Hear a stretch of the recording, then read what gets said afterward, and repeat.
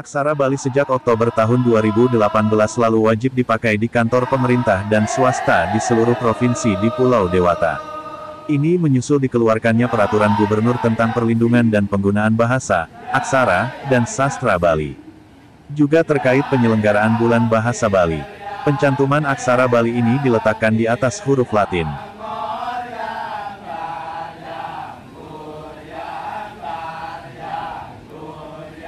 Dalam buku Modernisasi dan Pelestarian Perkembangan Metode dan Teknik Penulisan Aksara Bali, karya Ida Bagus Made Swasta, dikemukakan aksara Bali tidak dapat dilepaskan dari perkembangan aksara di negara India.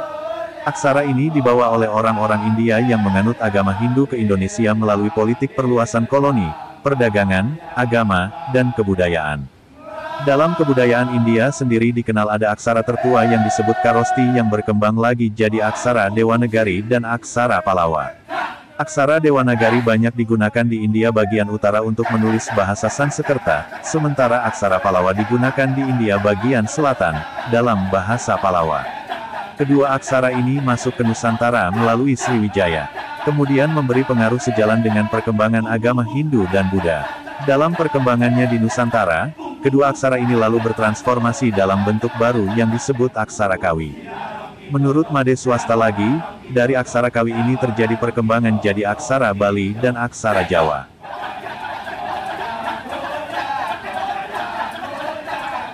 Ditinjau dari fungsinya, menurut I Gusti Ngurah Bagus, Guru Besar Ilmu Antropologi Universitas Udayana, aksara Bali dapat dikelompokkan menjadi dua yakni aksara biasa dan aksara suci.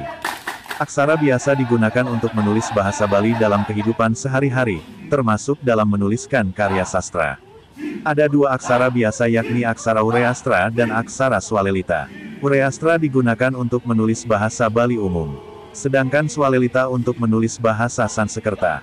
Sementara aksara suci digunakan untuk menulis masalah-masalah yang berkaitan dengan keagamaan, seperti japa mantra, Weda dan rerajahan.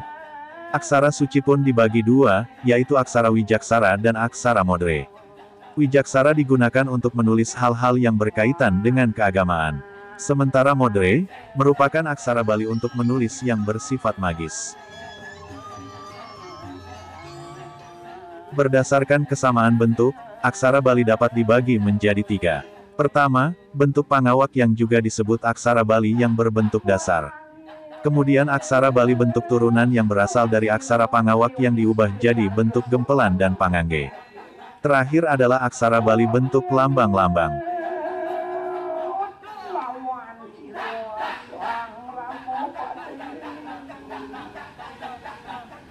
Banyaknya aksara Bali tergantung dari jenisnya. Misalnya saja aksara Ureastra terdiri atas 18 buah aksara, yaitu H, Na, Ka, Ra, Ka, Da, Ta, Sa, Wa, La, Ma, Ga, Ba, Nga, Pa, Ja, Ya, Nya.